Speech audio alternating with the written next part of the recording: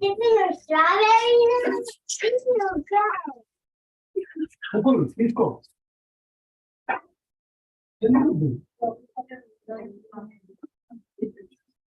minute.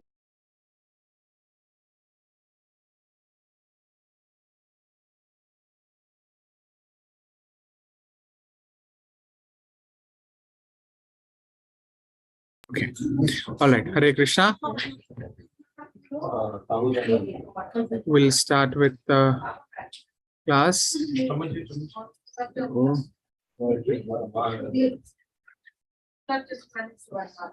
Mataji, please. Mataji, Mataji.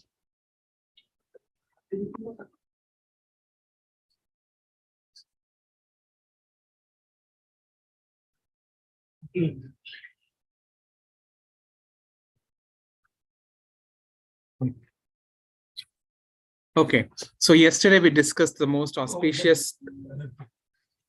Yesterday we discussed the most auspicious day, appearance of Lord Sri Ram, and along with all the other Vanaras, all the monkey army who were all born to assist Lord Ramachandra in their pastimes. And we also discussed there are few pastimes when Rama was in the young age. Balyat Pabhrati Susnigdho Lakshmano Lakshmi Vardhanaha Ramasya Loka Ramasya Bhratur Jeshthasya Nityashaha. So we discussed that what are the qualities of each of the brothers of the of Lord Ram, and what are the names, Mahesh, and what are the meanings of each of their names. That also we have discussed. And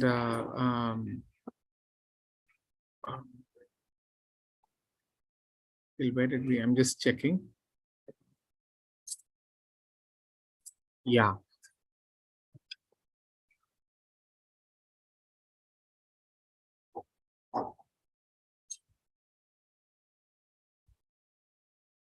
Okay. So now, all right. So now Lord Rama, he came to the age of 12 years. Okay.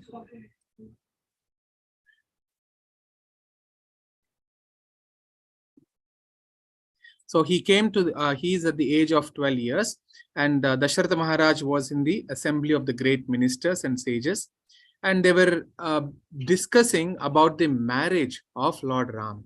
So because as per the Vedic culture, as soon as the girls or boys, they come to the age of the maturity, they normally get married. The girl gets married right after the maturity, and the boy, some more like for 13, 14 years or some 15 years, like that, the boy gets married.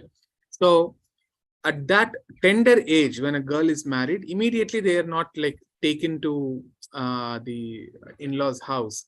They are normally, their family, her family also follows to the in-laws' place, stays with her for some time. And when she is actually matured enough to conceive the babies, only then they are allowed to conceive the babies. So now Dasharath Maharaj is discussing about the marriage ceremony of Lord Ram. So when he was discussing this in the assembly, Vishwamitra Muni, he arrived. He arrived at the city gates, and he introduced himself to the royal guards. And the moment these guards, they heard the name of Vishwamitra Muni, they immediately became tensed, and they ran to the assembly, because Vishwamitra Muni is very much known for cursing. Even a small agitation, he will curse. Okay, that was before the previous Vishwamitra Muni. And later on, when he became Brahmarshi, he does not curse. So that also we will discuss the Vishwamitra Muni's pastime in detail. So the few royal guards, they came running to assembly and said that Brahmarshi Vishwamitra Muni is coming. Immediately, Dasharath Maharaj, he felt very happy that such a great Maharshi has arrived, and he ran to the palace entrance, to the gates, to receive Vishwamitra Muni. And he just not just go by himself. He was accompanied by royal priests and ministers, and all of them like to personally receive Vishwamitra Muni. And Vishwamitra Muni was waiting at the entrance. And this Muni, this sage, was having a great effulgence coming out of his body. And the king received the Muni in a very proper way, gave a very nice hospitality. And after receiving at the gates, they all walked back to the palace assembly, Sabha. And the Muni asked the king, is everything taken care well by you in the city? Is the royal treasury fine? Is the rural areas are taken care? They should not be neglected because they're just rural areas. The king should make sure that every nook and corner of his kingdom is taken care, no matter how rural it is. So are the rural areas taken care properly? Are the friends and relatives, are they being taken care properly? And he also asked, how are you doing your sadhana? How is your sadhana? Are you doing your sadhana properly? Then he also asked whether the enemies are peaceful. So maybe for the political science, this is a very important question, to keep the enemies peaceful. You cannot keep enemies always in friendly, because enemies will remain as enemies. So he asked this question, are they peaceful? Because if enemies are peaceful, then there will be no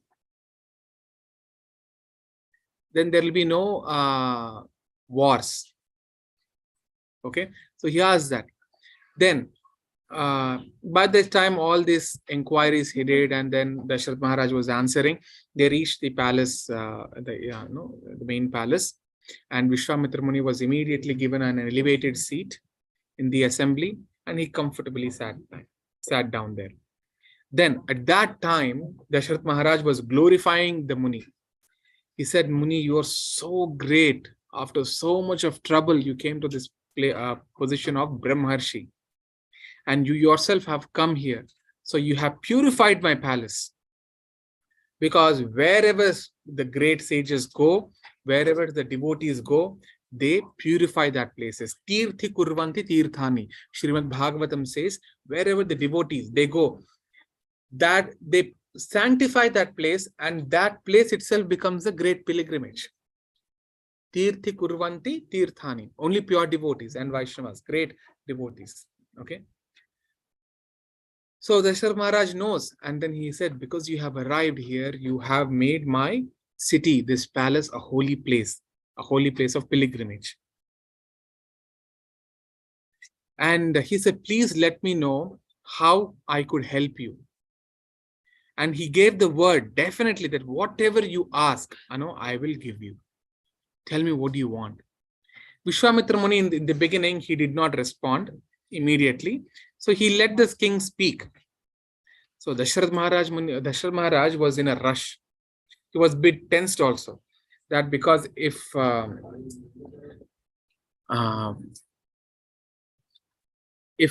Dashrath Maharaj does not agree to Vishwamitra Muni's words, or if he is not pleased, if Vishwamitra Muni is not pleased, immediately he will curse. He is very known for that. He is very much known for that.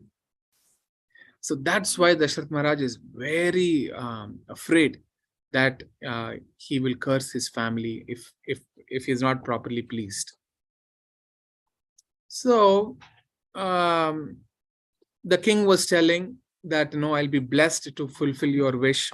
Whatever you want, I'll fulfill. So after all the promises, the list of promises he did, finally, Vishwamitra Muni, he responds. He says, see, my dear Dashrath Maharaj, you are born in such a great lineage of Ikshvaku Kulam, of the family lineage of Ikshvaku dynasty. Your name and fame is spread across the three worlds, because Dashrath Maharaj, he went even to the upper planetary systems to fight with Rakshasas, and Kaikeyi helped. We'll discuss that in Ayodhya Kanda when it comes. So he is very much known. And he is glorifying before itself. Who? Vishwamitra Muni is glorifying Dashrath Maharaj. Because later on, after asking the boons, he should not go back on his word. and whatever he spoke, will become false, like his great dynasty and his name and fame. All that will be on a question. So that's why very intelligently he says before itself, so you are very great, you are glorifying him. And Dasharath Maharaj was also thinking that what will sages ask? There are brahmarshis. They don't ask big things. They would just ask, that they want to do some yajna, whether whether the king can help or not. So that's small things they would ask. So he thought maybe some help Vishwamitra Muni might require to construct a temple or a gurukul or an ashrama, and whatever things required to perform a yajna, sacrifice. That's what he thought he will ask. And Vishwamitra Muni, then he speaks. So, my dear Maharaj, I'll tell you what I need, but you need to be truthful to your promise. So, see, the Muni says, my dear Maharaj, I am performing a sacrifice, a yajna. But there are two demons who, they come in disguise, they change their bodies, they come and they hinder the yajna performance. So every time I'm forced to stop the yajna, and I'll not be able to show anger at them at all, because I have come to this position of Brahmarshi. I do not hold any kind of anger or grudge on them. So it will be very offensive to curse, especially during the yajna performances. And it is a duty of the kings. It is a duty of the kings to take care of the Brahmanas, the sages. So he says that, please send your son, Lord Ramachandra, with me, so that he could kill these two demons. Rama and Ramachandra will be very easily, he will be able to eliminate those two demons. Don't worry. He will be protected by me. And I'll also grant him or bestow him all kinds of boons and knowledge and the Vedic knowledge that I have. Everything I will give it to him. You don't worry. He will be very safe with me. You send Ramachandra with me. Dasharath Maharaj, he immediately went into a state of shock. He was amazed and he was shocked. And Vishwamitra Muni could understand what is the mind of Dasharatha. So he said, you don't worry. If Lord Rama, he comes with me, I promise that the demons will die. And Rama, he will be very, very safe. You be assured that the demons will be eradicated by the Rama. And it is my oath. You don't know what your son is. I know what he is. If you have any doubts, you can ask even your guru. So Dasharath Maharaj guru is Vasishtha Muni. Okay, now he's putting even the Muni, Vasishtha Muni, in the line of this questions. So then he says, even Vasishtha Muni, your guru, they know who Rama is. If they tell to send Rama with me, then please send him with me. So if you just analyze what had happened, initially, Dasharath Maharaj said, whatever you ask, whatever boon you want, I'm ready to do it. And he promised again and again. Without even like Vishwamitra Muni asking anything, he himself said that he will do everything. But now, Dasharath Maharaj, he's in the position to keep his word. So he has to let Rama go along with Vishwamitra. But he has an extreme attachment to Lord Rama. So just hearing this, just thinking of the separation from Ram, Dasharath Maharaj was losing his consciousness. He sunk down in his fear. And he was trembling with fear. On his throne, he was trembling. So without saying no, because now he cannot say no, because he has already gave the word before even asking the question, before even knowing what Vishwamitra Muni has to say, he agreed, he gave all the promises. Now he cannot say no. So now he's giving the reasons why Rama should not go with him. Unna shodasha varsho me Ramo Rajivalochanaha na yuddha yogyatamasya pashyami saha rakshasav. He says, Unna shodasha varsho me. My son, he's not even 16 years old. So he says, my son, he's not even 16 years old. Ramo Rajivalochanaha. So when the night falls, he will automatically sleep. So he's giving all these reasons. Why? Because demons are always awake at night. And Rama, the moment the night falls, he sleeps. So how will he fight? Then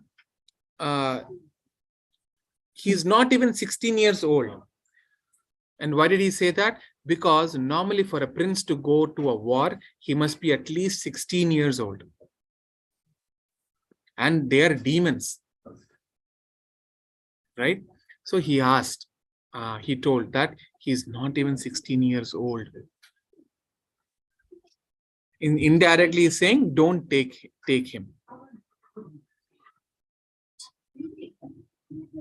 Then he gave more reasons. Iyam akshauhini purna yasyaham patirishwaraha anaya samvratto gatva yodhaham tair nishacharaihi. So Dasharath Maharaj is saying that I have one full-fledged battalion. It's called Akshauhini Sena. Akshauhini Sena, it contains thousands and lakhs of chariots and elephants and soldiers and weapons. So much of them they have. He's saying, I will come with my army to your place to fight the demons. You don't worry. My soldiers are very brave and they are daring. They are expert in using various weapons and they're expert in the combat. They can easily fight with demons. But it will be very ungentle of you. It will be ungracious of you if you take Lord Rama with you. Rama, he is just a boy. He has not yet finished his school. He doesn't know the strengths and weaknesses of the opponents yet. He doesn't know how to use. He doesn't know how to use various weapons. He doesn't have expertise in warfare. He's not as powerful as the demons. And those demons will definitely, they will conduct a deceitful warfare. And which is unfair. And my son, Lord Ramachandra, he's not trained. So Dasharath Maharaj is saying he's not even 16 years old. He says like I'm 60,000 years old. And now he explains here at this place, Dasharath Maharaj, he reveals his age. In the entire Valmiki Ramayana, this is the place where Dasharath Maharaj's actual real age is revealed. He says, this Lord Rama, he was born to me after a very long period of time. I was 60,000 years old and I was not having any progeny. At that time, Rama was born. I have a very deep love and affection towards him. Without him, I cannot even live for a Muhurta Kala. Muhurta Kala is like 48 minutes. I cannot live without him. So if you want to take him with you, I will also come with my whole army. And he says, I have 4 kinds of troops. So just don't take him alone. And he says, can you tell me who are those demons? Who is their father? How is their size and shape? What is their courage and who is protecting them? Now Vishwamitra, he explains his purpose even more in detail. He says that there is a demon, his name is Ravana. And he is a brother of Kubera. And he is the son of Ravana's father is Vishravasa Brahma. Vishravasa Brahma. And this Ravana, he has 10 heads. and he did great austerity, and he pleased Lord Brahma. And he got a boon that he will not be killed by demigods, by Gandharvas, by Kinnaras, and many other species. So because of this boon and austerity, he became extremely powerful. He became, he's very destructive and valorous.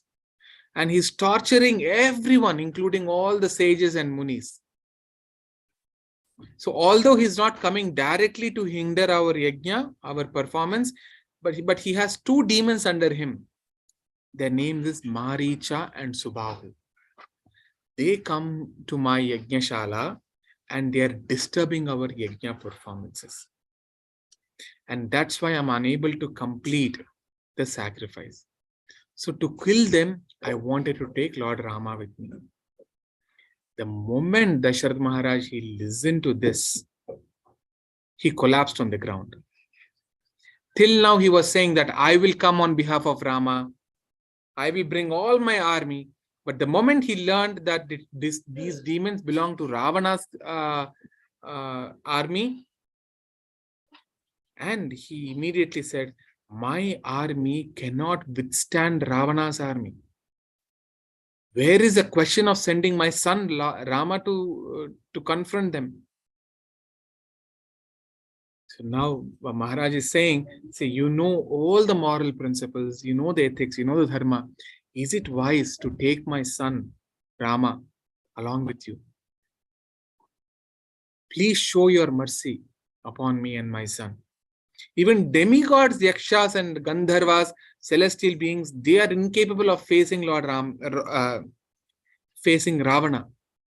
What to speak about humans? We're all humans. What can we do?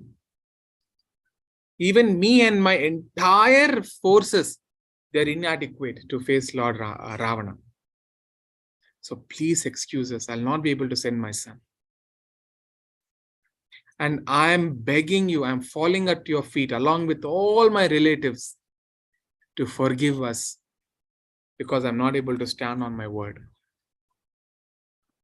By listening to this, Vishwamitra, he became very angry. He was looking like the fire when ghee or an oil is added into the fire, how the fire sprouts up with the various tongues. Like that, Vishwamitra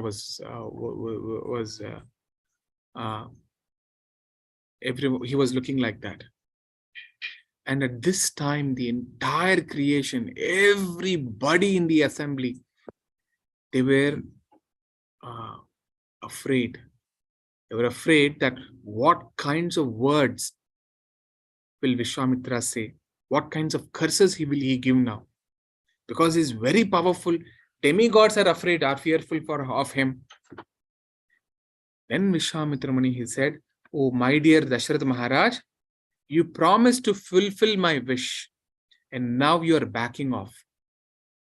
This kind of deviation is not at all befitting the kings of Raghava dynasty or the Ikshvaku dynasty.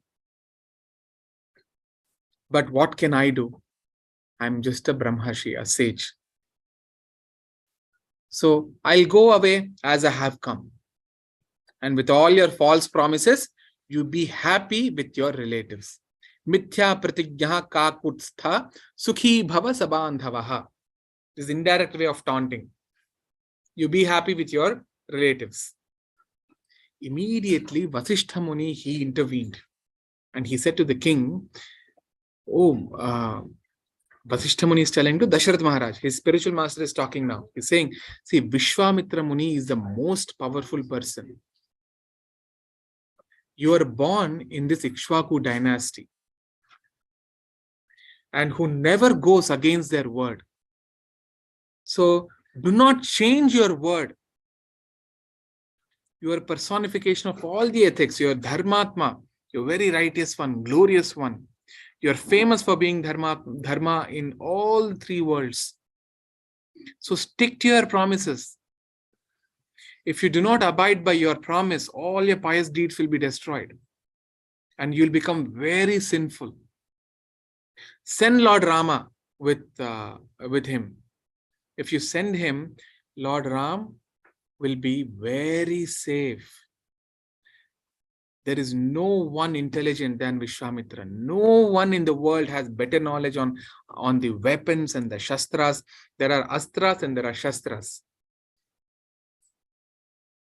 There is no weapon that Vishwamitra does not know. That means he knows every weapon in the whole creation. So whether Lord Ramachandra is trained in the military or not, it doesn't matter. You don't worry about that. As long as Vishwamitra is protecting him, he has got all the protection. He will be very safe. Rama will be very safe. And you know why he has actually come here? It's not because he cannot, Vishwamitra Muni. Why did he come here? It's not because he cannot protect the yajna. He can do it by himself. It is because he wanted to impart whatever he has into Lord Rama. Taking this as an advantage, he wants to teach whatever he knows. He wants to pour down all his knowledge to Lord Ramachandra. And this is why he is asking you. And you take that word from me, all the astras and shastras, they will, the knowledge about those will be bestowed upon Lord Sri Ram. It is to make Lord Ramachandra the greatest person on the earth. And no one will be equivalent to him in this entire creation. So send your son along with Vishwamitra. There are Jaya and Suprabha Shaktis. These are different kinds of Shaktis. And each kind of power has thousands and millions of other powers packed in it. So Vishwamitra Muni has those Jaya and Suprabha Shaktis. So no one can harm Rama. So the moment Dashrath Maharaj heard this, he became very happy and peaceful. So he himself immediately went to Kausalya Devi's quarters and explained all that happened. And he ordered Lord Rama and Lakshmana to go with Vishwamitra and follow the instructions. So Lord Ram and Lakshmana, they took the blessings first from their mother, then from the father, and then from the Guru Vasishtha. Saputram Murdhanya Pagrhaya Raja Dasharathastada Dadau Kushika Putraya Supritenantaratmana. Then Dasharath Maharaj was very well pleased in his heart. He kissed his son on the forehead and he entrusted Rama and Lakshmana to Vishwamitra. So once the children come to an age, parents should not kiss their children wherever they want. So as per the culture, so they should only kiss at the forehead. That's an etiquette they follow. So taking this permission and the blessings of their parents, Rama and Lakshmana, they follow Vishwamitra. Okay, so I'll stop today's class here. So especially on the weekends, I'll just take a shorter class because we have a longer programs, other programs. Okay.